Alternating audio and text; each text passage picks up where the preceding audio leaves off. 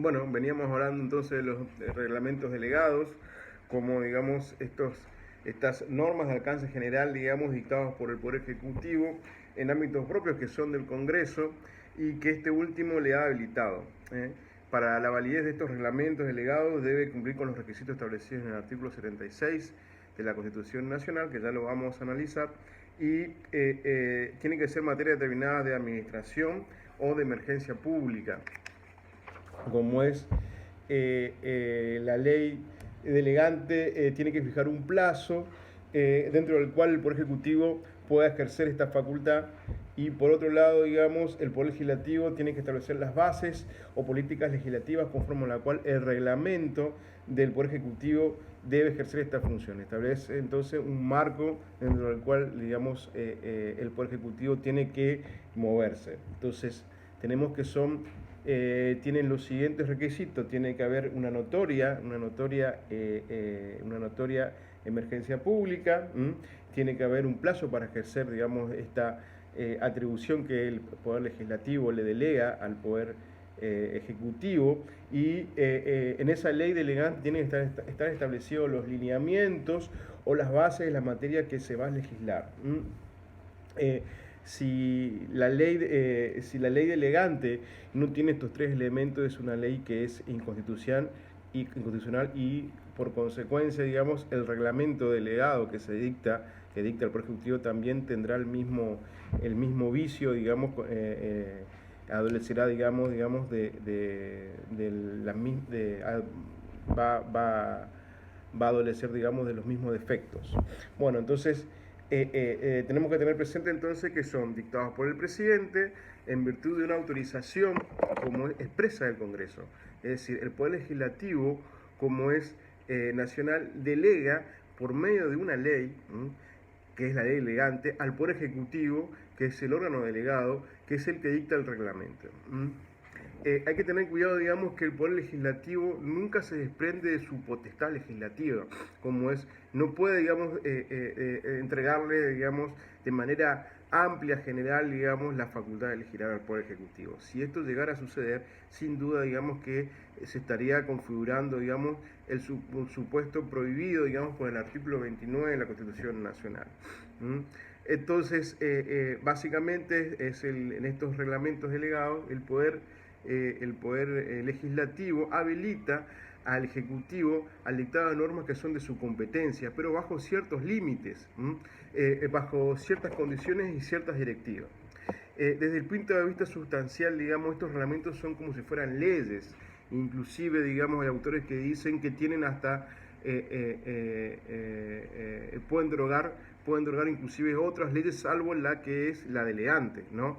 Tienen la jerarquía de leyes, no, digamos, de los reglamentos, está como un escalafón más arriba, porque la naturaleza sustancial que tiene, digamos, es legislativa. Es como que el Congreso legisla a través del Poder Ejecutivo, como es. Estos reglamentos obviamente han sido muy cuestionados, digamos, porque, como ya lo hemos dicho previamente, digamos, afectan, digamos, el principio de división de poderes del constitucionalismo clásico, digamos, el concepto también de soberanía popular,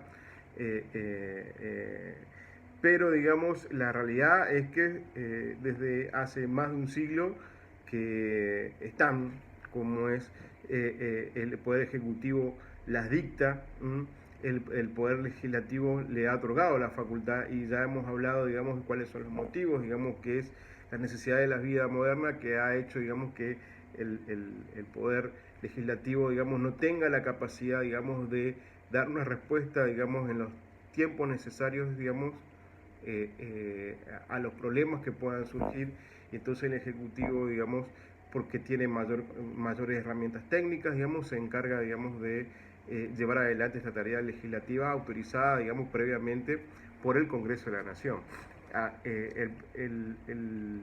Obviamente que no estaban legislados en la Constitución, pero yo les comenté, digamos, de que la Corte Suprema de Justicia de la Nación, a través del caso Delfino, es que de alguna manera convalidó, digamos, esta facultad de hecho que venía realizando, digamos, el Poder Ejecutivo. A partir de ahí siempre fue convalidando, digamos, esta atribución o esta actividad que se llevaba adelante. El caso del Fino era un caso, si mal no recuerdo, de un buque alemán, digamos, que atracaba en el puerto de Buenos Aires, digamos, y que tiraba desperdicios y comida, digamos, ahí en el puerto.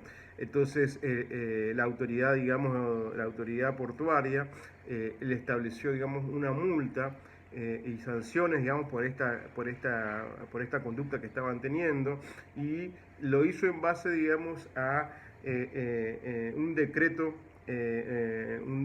digamos, del Poder Ejecutivo.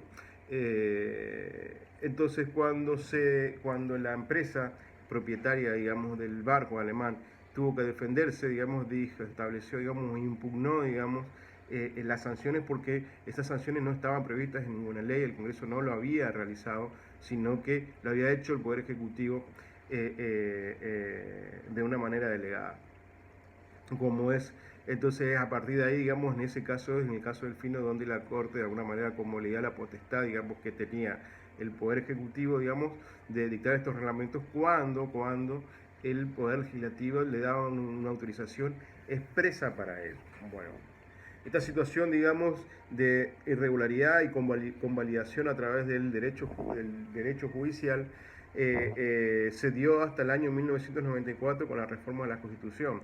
A partir de ahí, digamos, se reguló, digamos, esta actividad que llevaba adelante el Poder Ejecutivo. En este artículo 76, digamos, tenemos una regla general que es la prohibición de la delegación legislativa. Y este artículo 76 está en concordancia con el artículo 99, en el inciso tercero, en el párrafo segundo, donde dice que el presidente no puede emitir disposiciones de carácter legislativo. O sea que tenemos que la regla general es que el Poder Ejecutivo no puede, digamos, realizar ningún tipo de actividad legislativa. Pero siempre, digamos, no sé si siempre, pero bueno, está planteado acá, digamos, excepciones, digamos, a esta provisión de esta regla general de que el Ejecutivo no pueda dictar, digamos, no pueda, digamos, dictar normas con carácter legislativo. Hay excepciones, hay casos en los cuales se habilita, la Constitución ahora habilita, digamos, la delegación legislativa, pero tiene límites y está determinado, digamos, está fijada, digamos, dentro de determinados ámbitos.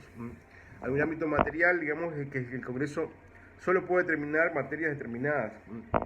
No puede haber una delegación genérica o abstracta, digamos, o sin precisión temática.